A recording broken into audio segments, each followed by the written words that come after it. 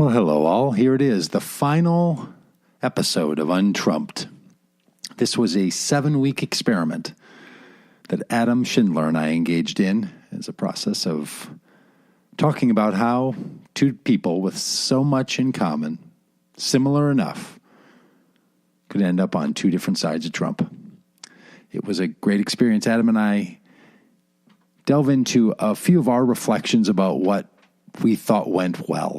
Then we try to give some tips, some input to people who are engaging in these kinds of activities in other settings. We know that our situation was a little artificial, but we think there's some things we learned that might be helpful to other people as they engage in having conversations with people in their own life that they want to not be trumped by, and they don't want to be trumping them. So this is our tips. If you appreciate the podcast, I hope you do.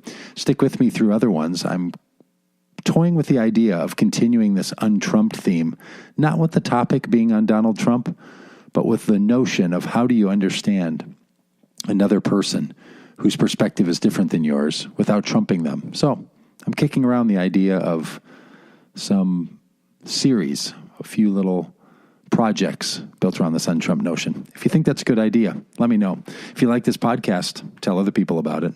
And if you're only listening to Untrumped and you're interested in my other podcasts, you can search for my name, Doug Pagitt, or you can search for Now We're Talking with Doug Pagitt. That's my podcast.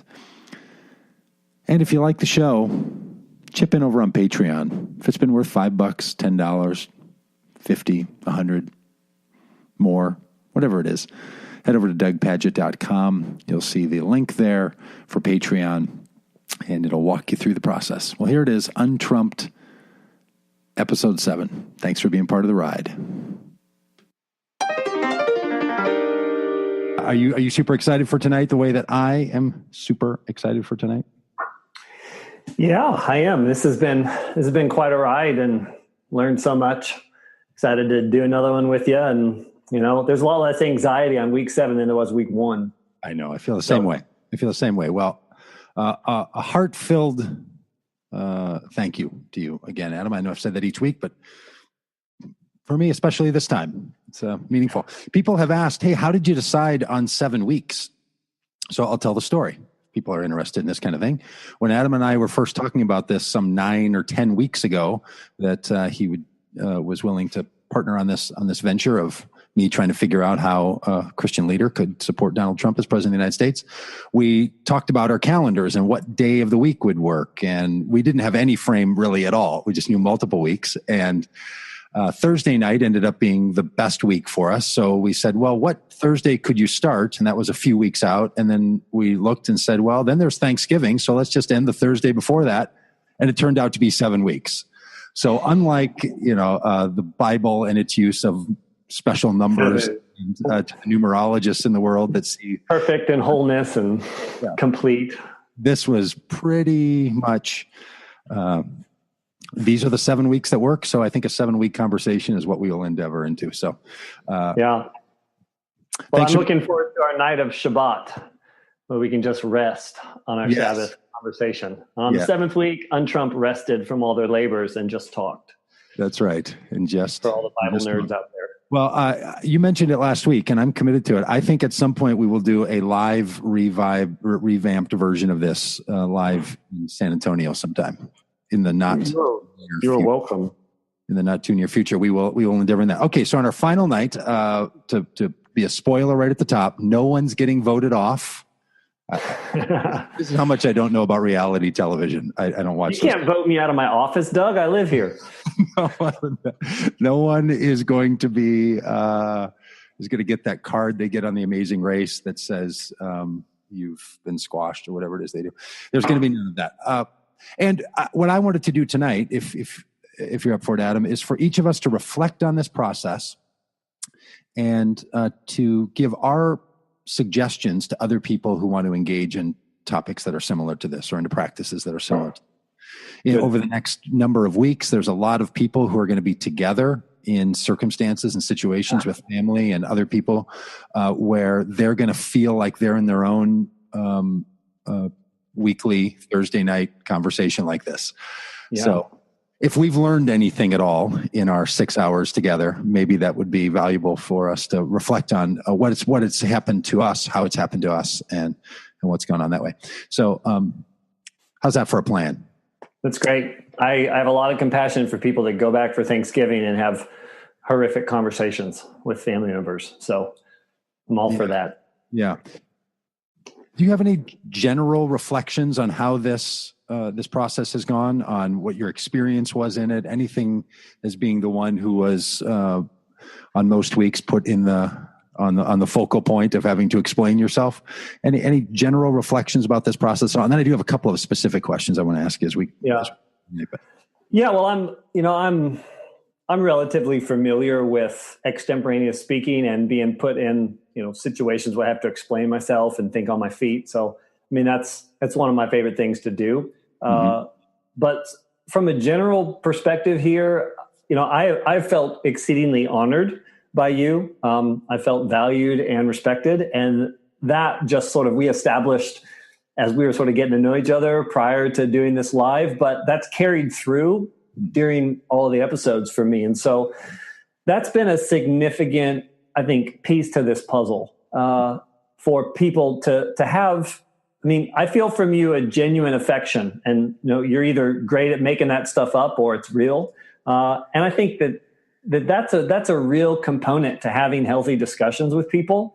Is that first you have to have an actual genuine affection for humanity in general, right? And that I think that this, what I consider to be a pretty successful series of conversations, insightful for me at least, was really mediated by that. The way that you really set the tone for that, and demonstrated that, and I think that really was a considerable foundation that was laid.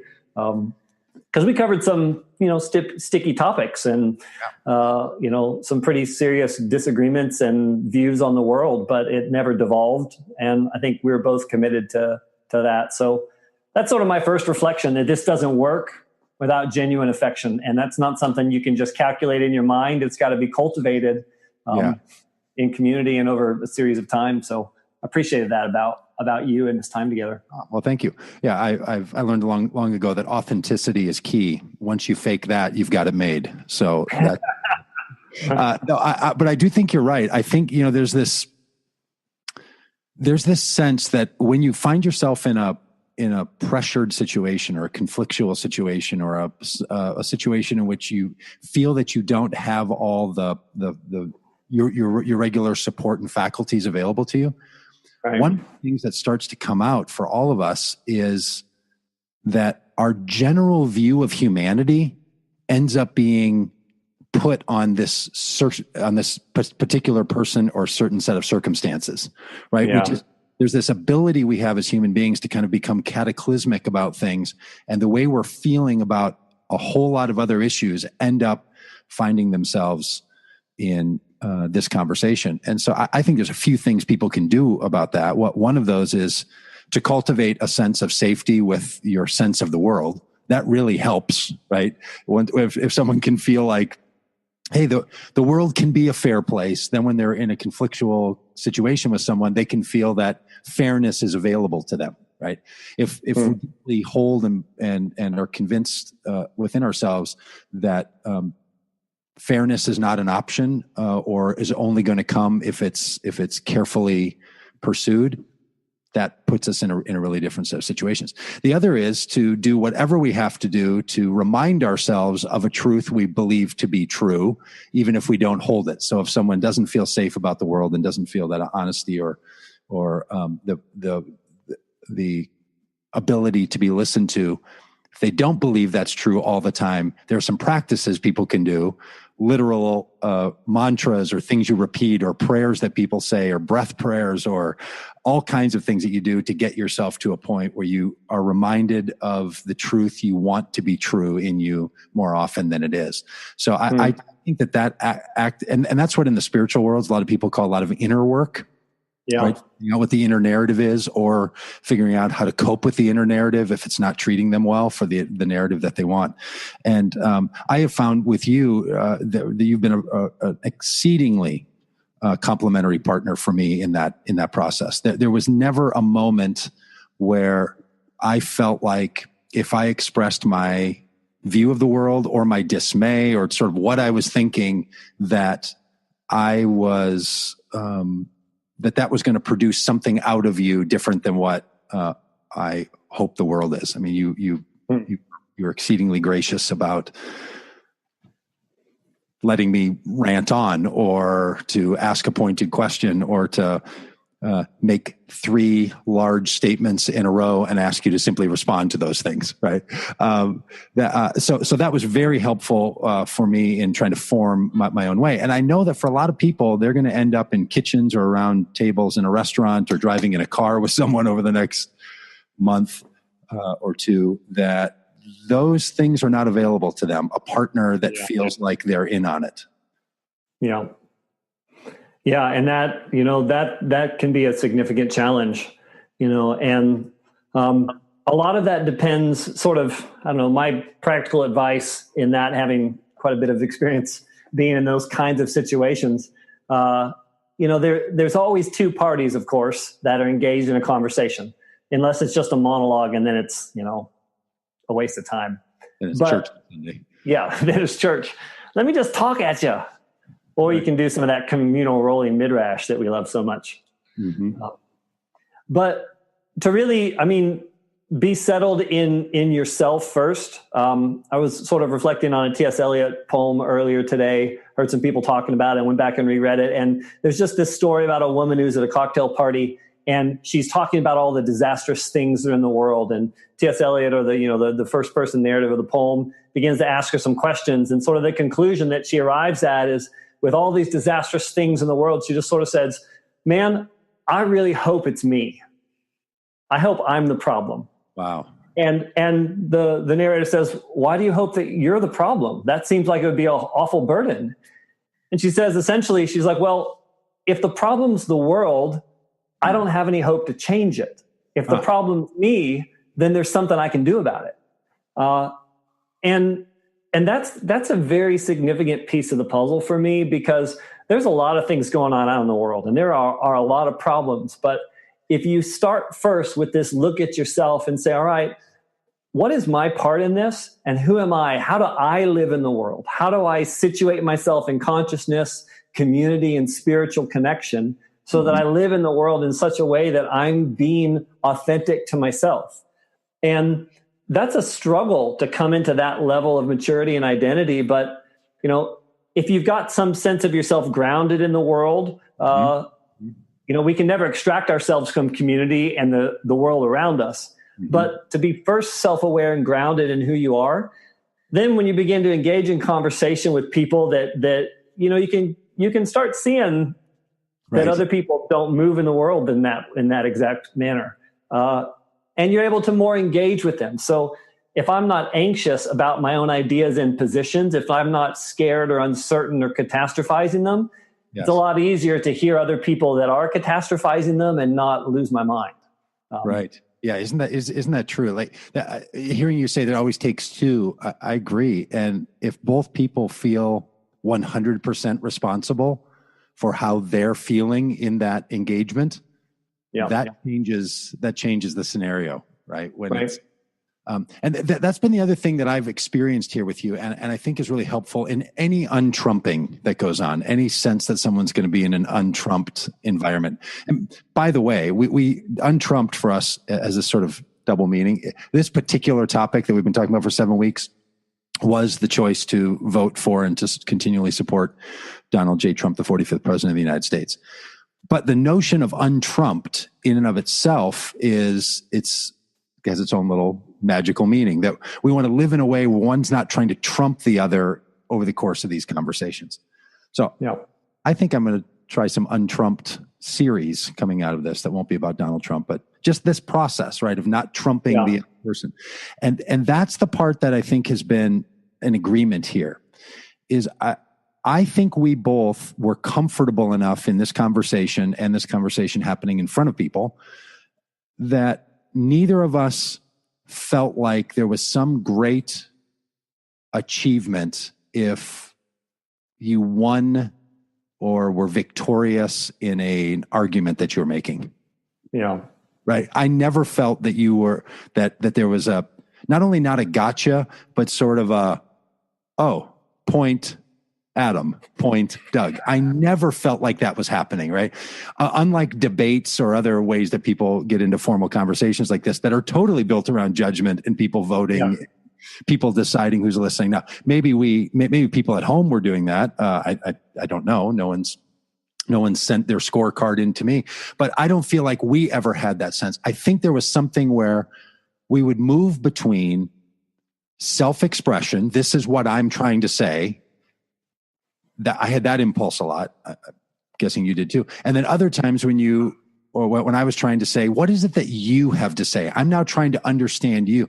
And those two things felt to me like they were happening in a symbiotic relationship enough that was really quite meaningful. And I'm not sure that every conversation I'm in has that same sense, that there's not winners or losers. Yeah. Yeah. I mean, that's one of the things that I think is so difficult about, politics and the discourse in America. And so much of our government's run by lawyers, and I mean, it's just the truth. You want to get into the Senate, you got to have a successful tort practice first. Yes. And I mean, lawyers are trained to do one thing, and that's win and win arguments. And that along the way during the campaign, that was a narrative particularly that I didn't care for. I didn't like that we're going to win again. We're going to win at this, and we're going to win abroad. And we're going to that whole narrative from Trump I didn't like it. More than didn't like it. I thought it was kind of counterproductive, because that's a reduction into this binary world of either or just at the outset. But if you're not trained to win, and you're instead, I think we have to be trained mentally and consciously by our own choices, because our culture trains us to win in everything that we learn and see. But if we're undergoing a mental and a rigorous emotional and social exercise of trying to understand someone through these kinds of conversations, then that's a much better position. And I think just sort of my buddy Chris Estes gave me a really great thing a couple of years ago that he learned from some of his many years in therapy. And shout out to Chris; he's a professional therapy goer. Yes. But one of my favorite things he ever taught me was how to put a period at the end of a sentence. And mentally, because we go you're sitting in front of somebody at Thanksgiving and they're having a difficult time and they're ranting about, how Trump is the greatest thing and you just think he's a disaster. And they're starting to get angry and yelling and you're sitting there just listening to all of this. And a way to, in our mind, say, man, they're really angry right now, period.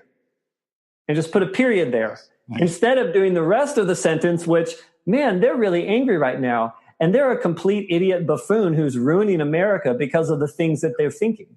Right. That may be true, you don't know, but in conversation, to learn how to just say, oh, they're upset. Yeah. Or, oh, wow, we really disagree with one another regarding this. And then put a period at the end of that sentence and let that anxiety kind of settle in you before you continue on. Yeah, that is very real. And I think it's very true. And one of the things I think we did well here that maybe people could take to their Thanksgiving tables,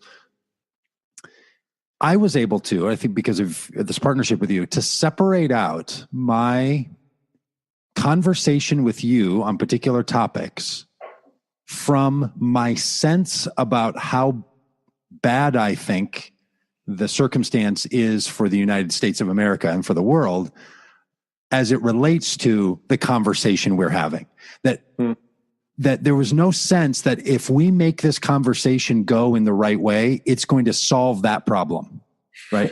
that they're two really separate things, right? Yeah. That realization that no matter what happens in this conversation, it doesn't impact the thing that has animated me to be in this conversation, and to have to differentiate between the animating emotion and spirit and desire with the conversation that I'm in right now, or with the project that I'm engaging in at this moment, to just recognize, even though the circumstance has brought me into this conversation, it's not going to have any effect on it. Yeah, that's really good. I want to tell you a story about a plane ride to Rome I had when I was 20. I saved up my money and just bought a ticket first time out of the country, and I just flew to Rome to try and find my mettle as a man. I was studying a lot of comparative religion and discovered that Americans don't have a coming of age ceremony for men. So I was determined to create one for myself. And so I left the country, and I got stuck from Chicago to Rome on a middle seat in the middle of everything after a huge layover in O'Hare, sitting next to a guy named Finanti Anzalone. And Finanti Anzalone, he was Italian, but he was the commanding officer of the U.S. Naval Hospital in Naples. Wow. And he had over 500 people underneath his care. And he had been traveling around the U.S. with the Department of Defense talking about U.S. naval and military hospital operations overseas. And we began to talk, and we had some drinks and talked for hours. And he told me something that I never forgot, and it's this. He said that there was a UN banquet in his honor in Naples. And because of the delay in O'Hare, which anyone's flown through O'Hare, it's always long delays. But because of that delay, he wasn't going to make it to the banquet on time. You missed it. And he said, I've thought through all the scenarios. He's like, man, if we land in Rome and I can get in my Maserati, even if I drive 150 kilometers down the coast, I'm going to miss it. I can't go charge the captain's cabin and make him speed up the plane. He said, and so he's been thinking through this. But as a commanding officer in the Navy, he realized there's things that we have influence over, and there's things that we're concerned about. And the older that he got, the more that he realized, look, I need to live sort of in the proverbial center of what I'm concerned about and what I can influence.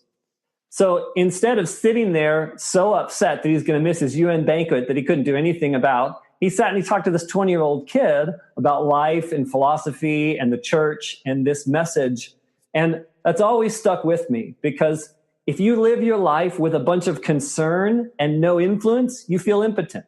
Yeah. You feel like you can't do anything, and rage and anger starts building inside of you because you've got no influence about the stuff you're really concerned about. Yeah, that is. It's a painful experience, But on the flip side, if you've got a bunch of influence and no concern, then you're Congress, right? Yes. And or the president. Or the president. Well, tons of influence, but no great affection for people. So really learning, most of us need to learn how to grow our areas of influence for the things that we're concerned about, and then learn to say, all right, with my family now, I'm concerned about the tax rates, but I don't have a lot of influence. But my influence within my family is the way that we love, the way that we talk, the kind of relationships that get established.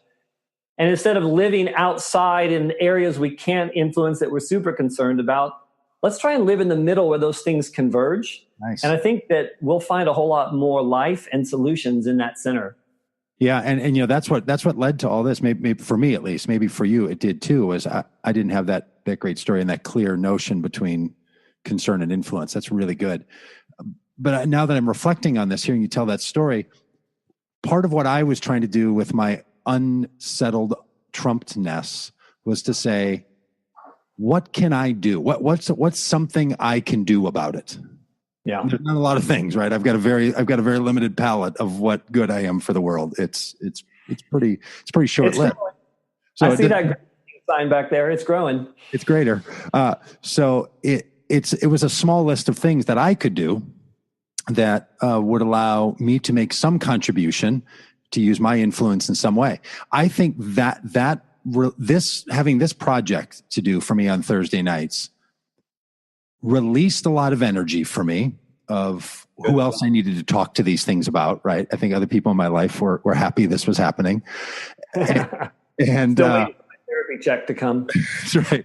And it allowed me to have a creative outlet, right? And I think that's something a lot of people who feel torn about this topic or any others is if you can create some kind of an outlet, something that you can do. I am a verbal processor and someone who needs to sort of be doing and fidgeting, right? I move around a lot. I have to talk to think, all of that. So I had to put myself in a situation where that was the case. What's not good for me is to sit on my phone and read articles about other people who were doing what they could to make a contribution, and me just becoming a consumer of that. So I think that's another thing that helps people to engage in conversations that are not always positive for them, or they're not sure how they're going to go. Is if that conversation is what you've determined to be your primary or only outlet, you now are not talking about the thing you think you're talking about. You are talking about a whole set of other issues.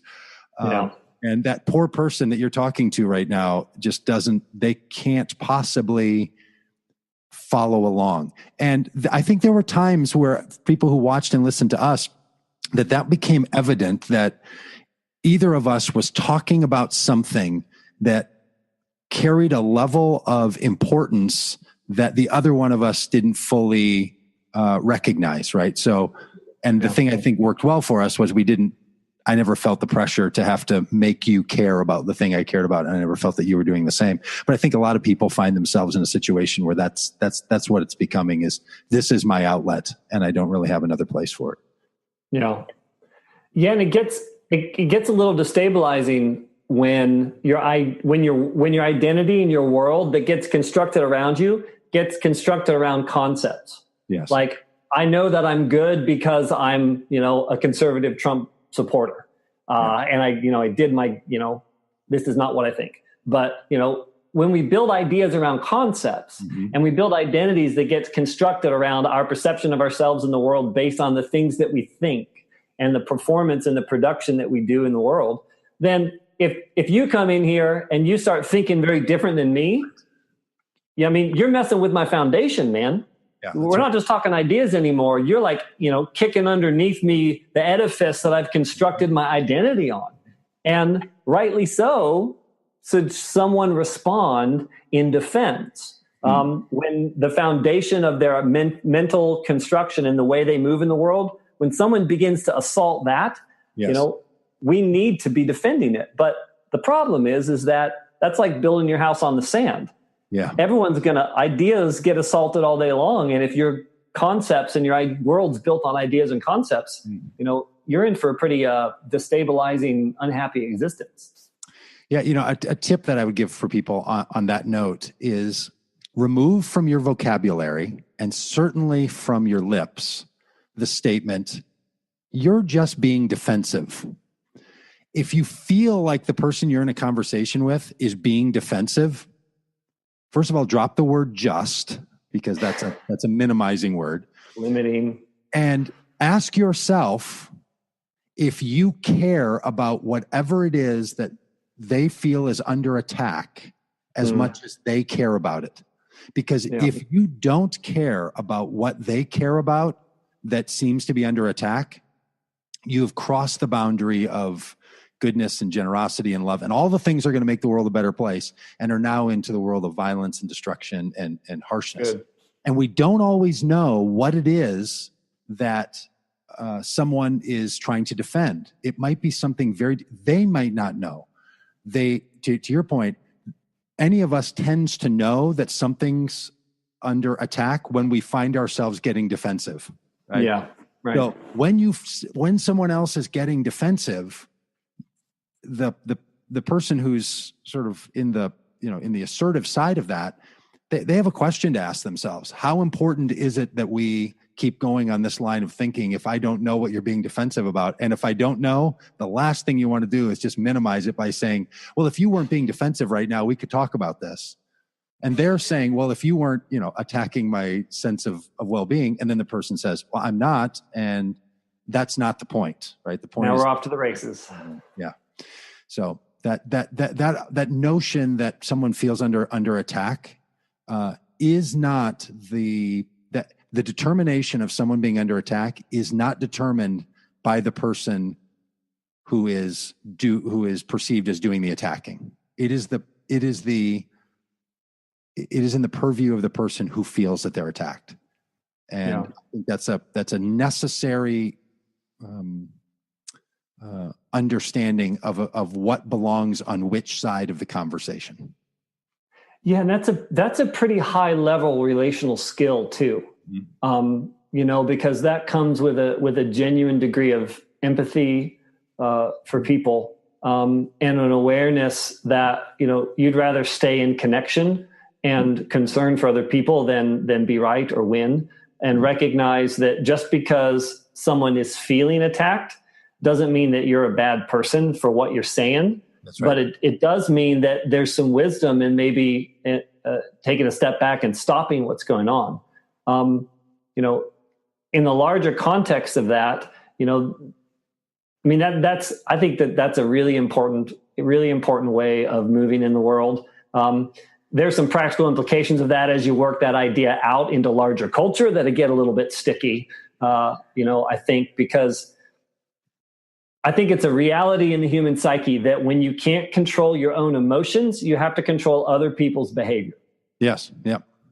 And controlling other people's behavior is not a fruit of the spirit, nor is it conducive to a healthy, free, productive, virtuous life. So can I make a comment about that? Where because I think that's a good clarifier. What I would say about that is when you're experiencing that someone's being defensive and feels attacked, then I think you have this choice, like I mentioned, right? That you have a choice. What are you going to do right now? And sometimes the answer might be, I don't understand that. I can't do anything about it, but it's important for other reasons that I finish my thought or continue this conversation. And that's on your side. I'm not responsible for it. What I'm getting at is to not dismiss the experience the other person is having. You don't own it. You're not responsible for it, but you also don't dismiss it. Right. That's good. There's some place in between where you say, it's not mine, it is yours, but I recognize it. And by recognizing it, I will decide what I'm going to do with that fullness of knowledge that you were kind enough or willing enough or habited enough to share with me by the fact that your face is turning red or you're shaking your heads or your eyes are water, whatever's happening, right? That makes someone demonstrate that. And that base level of empathy is what the human being is capable of. I think it's one of the greatly underdeveloped human capacities that our spirituality should lead us more deeply into and not further away from. And that's one of the great fears that I have about modern day, many people's modern day experiences of spirituality in public arenas, is that there almost seems to be a choosing of a personal ethic and the spirituality that allows us to have the confidence to champion important things that is not equally being matched by a sense of empathy for the reality of other people who experience something differently. Because you don't, in fact, agreeing with someone about the topic is not empathy. It's actually could be the opposite of it. You don't have to embrace them. You just agreed with them, right? So you shared something in common and didn't have to cross the Rubicon of finding that thing that they had available for you that you didn't share until they shared it. Yeah, and that that's a significant problem, and it's like the. On both sides of that coin, there is I don't want to say bastardization or just a corruption, right? On one side, it's the lack of empathy that says, I'm not socially responsible for you. I'm doing my thing. I've got freedom of choice. You can pry this gun out of my cold dead hands when you step on my private property, and just sort of like all the worst things about individualism and private property and private rights and individual rights, with a lack of empathy, but on the other side, this extreme side of empathy means that just because I feel something means that I'm going to then go out, and because I have a negative emotion, I'm going to go out and try and control you so that I don't have negative emotions. And it turns into a very controlling, in the same kind of way that individual personal rights gets very controlling. That empathy placed on other people can turn into an exceedingly controlling and domineering way of moving in the world. And you just living in that middle, in that wholeness, where you've got responsibility not for somebody, but to somebody. Yeah. And I think the difference for me is I'm not responsible for your emotions. but I'm responsible to speak in an honoring way and to love you well. And that, that's, I'm not responsible for you, but I'm responsible to love you, honor you, and move in the world in the way that I think is redemptive. Yeah, I think that sits at the heart of when we're willing to offer ourselves to another person in a conflictual conversation. What a lot of us aren't, and I put myself in this category, in the all of us on this one, not on every topic do I feel like I want to be in a fully engaged, fully reconciled relationship with someone that I'm exchanging ideas with, right?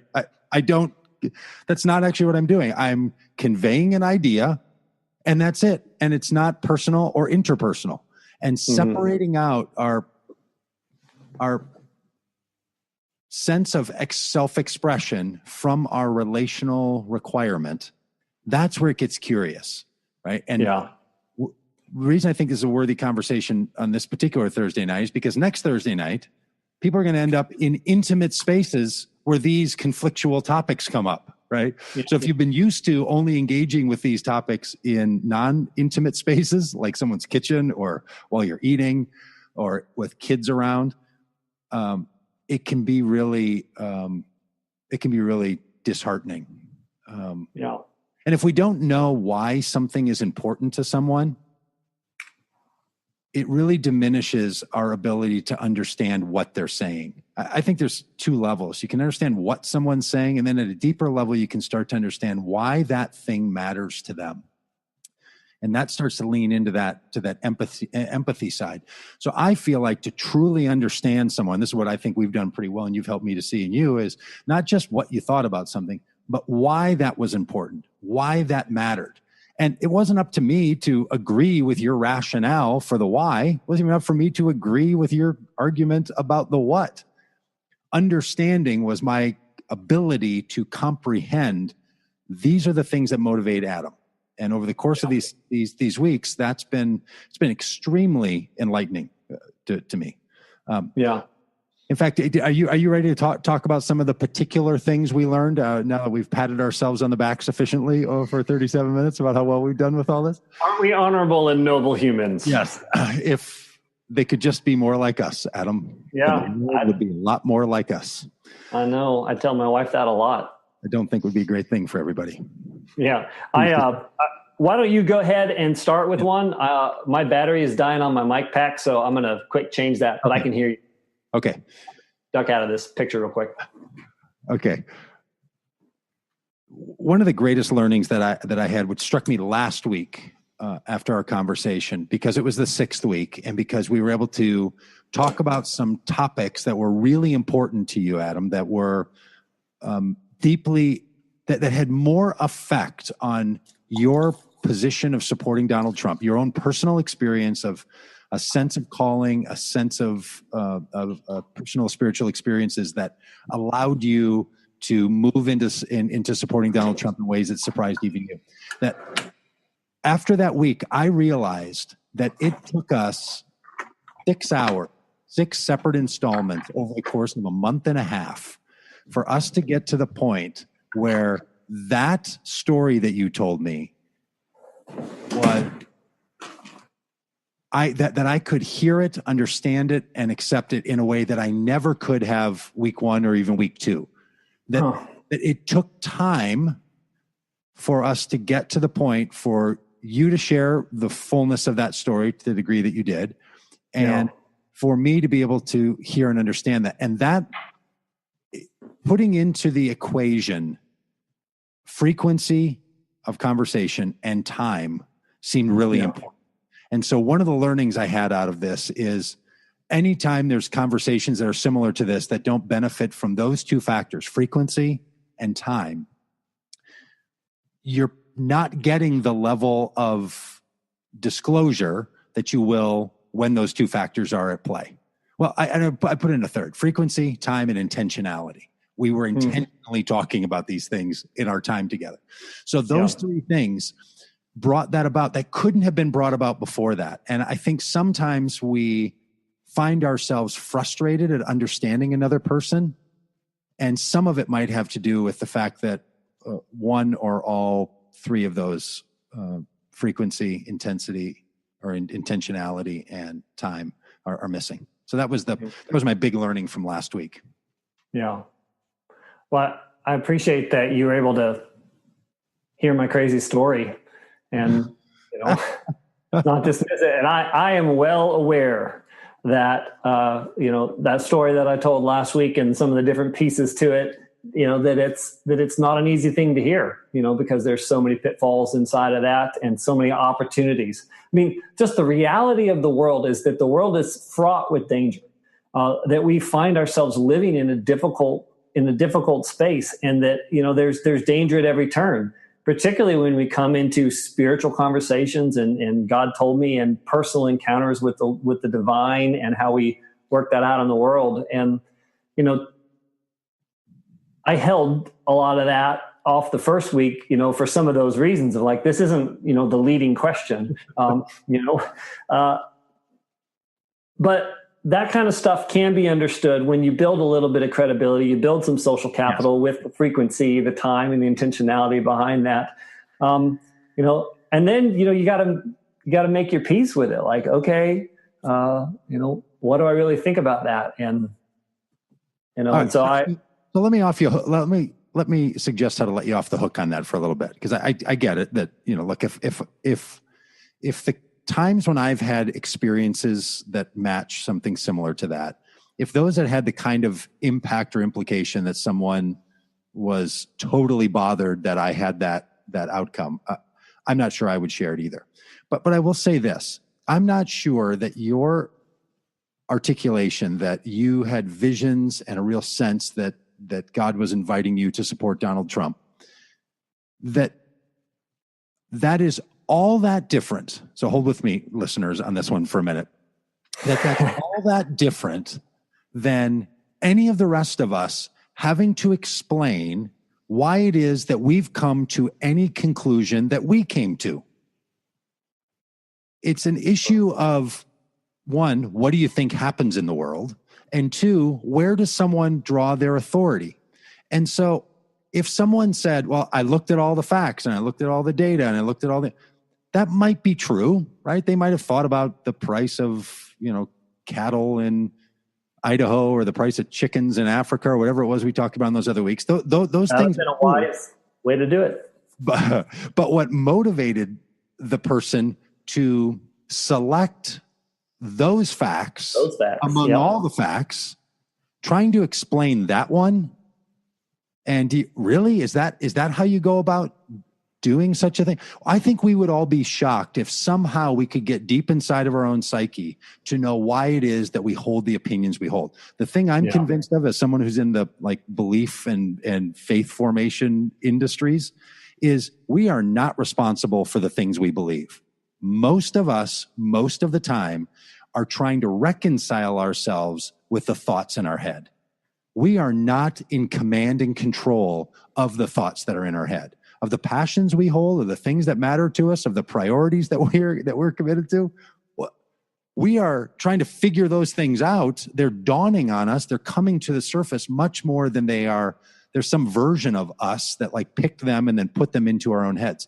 So as true as it is that, if someone claims the God authority, that shuts down the conversation. Truth be told, there's a lot of categories that shut down the conversation category. Yeah, so you can claim the New York Times authority or the HuffPo authority, and you're done. Right? And so even though I found it to be very helpful because of its peculiarity to show, I think we're all a little bit like that. On the other hand, I did finish the conversation and went upstairs, and some people were here, my wife and a person staying with us. And I said, man, if he just started the whole thing with that, we would have had a totally different conversation over the last couple of weeks, right? And that's when I realized, what we didn't have was that did not exist as a part of our discussion because it wasn't available to the two of us yet. So it wasn't something that could have been shared. Yeah. Yeah, I think that's really good. I think that's correct too. There was something that you just said that I was thinking about. I really like that point about just we're not in command of the thoughts that come into our heads. And I've been listening to this podcast by this guy Jordan B. Peterson in Toronto. He's a professor, and he's I guess he's considered to be an atheist, but he's doing a series of biblical lectures. It's just fascinating. Nice. Fascinating guy, but from some of his psychological, training, he's a clinician and a PhD, researcher and professor. He was sort of reinforcing some of what you said there, just that the thoughts, we're not in control of our desires, like our yearnings are stuff that just kind of comes in to our minds. And I mean, that's an unnerving thought for a lot of people. I think it's an accurate one. And I think that psychology, and we know so little about the brain, even with the expansive capacities that we've gained in the last couple of decades. But the real question isn't, how do things get into my mind? Right. Because they just show up. The question is, what do I do with them when they arrive there? And that, I've wrestled for a long time as somebody who, obviously last week, some of my friends, texted me. They're like, I'm so proud of you. You outed yourself as a prophetic charismat. I'm like, oh, maybe. There's even a category for that. There's a whole name. There's a whole label. Oh, yeah. I mean, people label anything, Doug. I mean, come on. I'm labeled as love. Love. I'm sorry you have to wear that on your T-shirt to make it true. Yeah, I just am. I'm wearing a love T-shirt because it's not in my heart. It's on my heart. But I've spent much of my life hearing things in my head, right? And thinking that was some kind of a weird, non-normal human experience, and whether they're intrusive thoughts or they're negative emotions or they're things that I associate with the divine as I've cultivated more of an understanding about that process. But the reality is that, we've got to learn what to do with the things that come into our head. Yeah. And in some of the charismatic tradition, as you pursue the prophetic, there's three main parts to this. There's revelation, interpretation, and application, right? So you get a thought. How do I process that thought and interpret the meaning? And then how do I apply that out in the world? Mm-hmm. And the revelation or the thoughts, you're not in control of the thoughts, but the interpretation of the thoughts, how you process that data, and then how you apply that in the world, that's the domain of human agency in community, and why all the stuff that we're doing and we're talking about tonight with affection and time and the space that you're talking about, that's that domain of interpretation and application of the things that come into our heads. Well, the reason I think the reason you're hearing things in your head is because that's how ears work. They go right into your head. Yeah, but when no one's talking and you're still hearing things, when the mind is still, I know I'm just going to keep going because that's thank you. Yeah. I'm not even sure my 5-year-old would have laughed at that. But I hope not. Hope it's at least 7th grade humor. All right. Here's my last input on what I think we did well and would be a good tip for people. And then we should spend at least 35 seconds on what we should have done better. We didn't shy away from talking about the important and more difficult parts of all this. And I think that helped to get through. What happens in a lot of circumstances is that all of us find ourselves getting particularly nervous when we're going to start to broach a topic that's more difficult, and it's easy to pull away or to get overly aggressive with it. And we didn't shy away, and I don't think we got bullying with the more difficult topics. And one has to do that. I think we were both able to say things that we knew the other person would say, like, well, no, it's totally not how I would see it. And but that allowed us to create a sense that both of us mattered in the conversation. So when people are at these dinners or with their family, I would encourage people to measure themselves and everything else, but say the thing that you think you need to say. Yeah. Like, the last thing you want to do in any healthy conversation like this is to feel like you're bottled up, you're controlling yourself, or you don't have the opportunity to say it. So I would encourage people to say more often than most of us find ourselves being willing to do. Around those more difficult things, that even the things that you think aren't going to land all that well. And then you got to pick pretty carefully, right? There's no reason to be, personal about it, but if it's personal to you, then it becomes something really important. And I think we did that pretty well. And I think it was crucial to the conversation we're having. I didn't feel like there was any topic that we dodged. And I think that first person language, I think, is a key. It can turn into kind of a weapon too, but being able to say, my experience was this, I felt this. When we turn the language externally focused, and, if I began to talk to you about this is what you're doing, or, I disagree with this because of, when you say this is what you're saying. To be able to say the hard things is not just like, I'm just saying, or I'm keeping it real, is just an excuse to be a jerk for a lot of people. Mm-hmm. And that's not productive. And that's not even, expressing your authentic self. You're just going to be mean and rude to people and put them down. Like, that's not the kind of language that liberates and sets you free. But to be able to say the hard thing of, man, I really believe this. I really believe that Trump is a white Nazi supremacist, and I'm worried that he's reestablishing the Aryan race. I'm glad to hear you say that, Adam, even if you're... I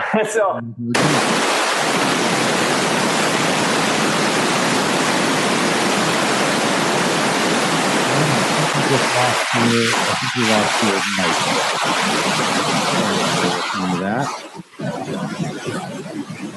Just had to turn that down.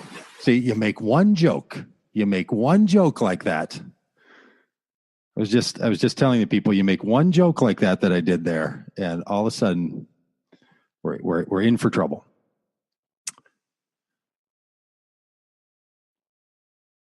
And Adam, I would agree with you. I would totally agree with you on, I guess the fact that 7 weeks we're now running out of energy is a truism that is played out in the fact that the battery pack is also having trouble. Oh, that's the beauty. I got them back. Yep, fixed just like that. Okay, so before the shakedown, yeah, you were saying that even if someone had to express something that was, I was really concerned that Donald Trump was dog whistling to a whole community of people, and it's going to cause us real problems, and is going to continue to cause us real problems. And that matters, that people say those things. Well, and that you say that in the language of, this is what I think. And I think this, and I'm passionate about this, and these are the reasons. Or if you don't have reason, you just say, man, I just really think he's doing this. Yep. That's very different in a relational context than sitting at the table, looking at everyone who disagrees with you and saying, you guys are so wrong. This is what he is doing. Yes. And that same language, maybe with a little more fingers, but saying, this is what I believe. These are why I believe it. And even if you don't agree with me, I'm going to state it and not feel inflamed. That's just a very different way of communicating than declaring it and making other people, because then people get defensive because they don't agree and you're telling them that's the way it really is. And, there's difficulty, I think, when that comes around. So part of this whole project was to try to see if in live real time, we could be in a conversation by which my primary question and dilemma, how could a Christian leader support Donald Trump, and what went into that, and why was that a choice that a person would make if we held such similar faith and common good kinds of commitments. Can you believe I am having technical difficulties on the recording end as well? Incredible. Unbelievable.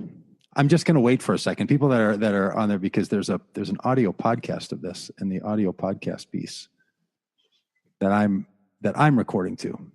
Just gave a little pause here. See, the live is here for a moment, and then the recording is here forever. Isn't that something? I mean, so it's like 6 weeks of this, and almost no trouble whatsoever. And now here on the 7th week, we're being too friendly with each other. We need more conflict. Yeah. It's all this pride. That we are, If I had a little humility, I'd be perfect. That's great. I don't even remember what I was just saying right there. You were saying something smart about the thing that you were thinking. Thank you. the project here was, how could I come to understand someone who I have such similarity with on one level, but then concluded so differently about Donald Trump. And I was trying to solve a lot of problems. And this is one of the points that I want to make. This project, in one way, when I say it like, well, it's pretty simple, I'm just trying to solve that problem, I was actually putting on you this deep burden to explain evangelicalism, to sort of explain conservatives that weren't willing to hold to their conservative value. How could a Christian person, like, there was all kinds of agenda in the question that rooted this project together, right? This idea that I was just asking you, hey, if you could just explain to me why this is true for, whatever, 20 million people. Yeah. And that project in and of itself was really unfair, right? It's really unfair to say to somebody, well, yeah, you're going to be the one who has to explain all of these. On the other hand, I think I actually came to understand those things. I really think over the course of this project, and for me having to think about it in the way that I was invited to think about it through this project and talking to a lot of other people, I do think if someone asks me, why did Adam, at the end, why do you think he voted for Donald Trump and continues to support Donald Trump? I think I can talk about, there was personal experience. There was a real sense of a desire for the United States to be in a different way and position that was not at all possible with Obama and with Clinton, and that you saw it really, even as an imperfect vessel, it was quite important that we move this way, that there was a pretty deep sense that there were left out peoples that needed to be listened to, and that the status quo as it is as much the problem as any particular candidate. And if you don't turn over that apple cart, if you don't disrupt the temple, if you don't spill the tables, then you're just going to be continuing on with some minor adjustment of personality differences from one leader to the next. And those things come together as sort of a good enough candidate on the conservative stuff. But this idea that globalism is a real problem, we really have to have people experience a government in a different way. This binary choice was amazingly clear to you, and your own personal experience that was in there. I will still say, if I could, for my last moment, I can't just let it sit there. Got it. Don't understand the evangelical, because you didn't have to explain that tribe to me, and I'm going to try to figure that out another way. I don't understand how the peoples who argued for so many years about what it was that drove them to be conservative voters seem to have set that aside, because I'm still truly perplexed. I would have been perplexed by this had Donald Trump not won. If Donald Trump had, if Russia hadn't tipped the scales in all those states, I still would have been asking this question: what was going on with that large group of evangelicals? That unless all of them had the third level experience or fourth level experience of personal calling that you had, it still befuddles me. But I think I got it. I think I got well. That's what I got, and I feel like that reflected what I was hearing from you. Yeah, I mean, that's a good accurate reflection of it. Those are some of the key things, and I appreciated being put on the spot to answer for those large groups of people as well. Because I'm trying to grow my influence, right? So if I can speak for 20 million people, but really, I mean, that put me in a position where I had to think through not just my own ideas, but I got asked to, think on this capacity. And so I started reading more and started engaging with some of what those people were thinking and writing and speaking. And, that was a real meaningful exercise for me. I would have loved to have come into a bit more understanding about you and your perspective and how you move in the world. And, maybe when you come to San Antonio, I can grill you on some things, because I genuinely want to understand that too. But I do. I mean, I sent you that article, the Fox News opinion article that Cal Thomas wrote, and I've never really been a strong identifier with an evangelical right-wing voting bloc. And I think that is like the Democratic Party's in the throes of a pretty significant upheaval. I think that demographic on the right is in a very significant soul searching right now.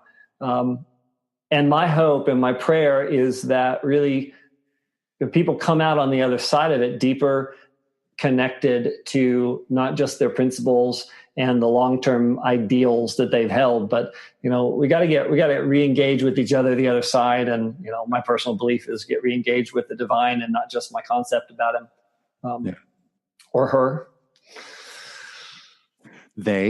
Zeta. Adam, thank you. This has been a true treat. I'm going to miss you next week. Well, if you want to FaceTime me into your awkward Thanksgiving celebration, I'll share mine with you. The part of the awkward conversation I'm going to be having is people around that are like, "Hey, how'd that podcast thing go that you did with that guy on Facebook?" Because many or all of the people who are on both sides of this of the opinion about Donald Trump will be at that meal and know about this conversation. So I can say, "Oh, this is what we talked about," and I can just totally dodge. No, I won't. I will try to practice. I will try. Good. Well, I'll be in my right wing echo chamber on Thanksgiving morning, so I'll be good. Yes. All right. Well, thankful for you, and thankful for all these people who participated with us over these weeks. Thanks for watching, for people for sharing this podcast. I know that happens a lot, and I certainly appreciate it. We hope that it's good for you, and you do what you want with it. And I don't know, maybe more is coming in this sort of line of things. So we'll, see people later. All right. See you in Antonio sometime. All right, buddy. You're welcome. We'll see you, Doug.